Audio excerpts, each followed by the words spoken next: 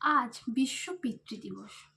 সত্যি কথা বলতে পিতৃদিবস আলাদা করে কোনো কিছুই হয় না।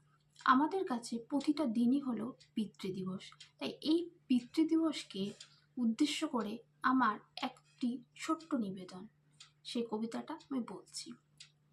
বাবা মানে একটা প্রাচীর, যতই আসুক ঝড়। বাবা মানে আশ্রয় পাই, আর লাগে না ডর। বাবা মানে হিমেল পরশ, মাথার উপর ছাদ। বাবা মানে সব আবদার পূরণ হবে সাধ। বাবা মানে পিঠে চড়ে ঘুরতে যাওয়া মেলা। বাবা মানে স্মৃতির ঘরে ছেলেবেলার খেলা। বাবা মানে শাস্তি কঠিন, বকুনিয়ার ভয়।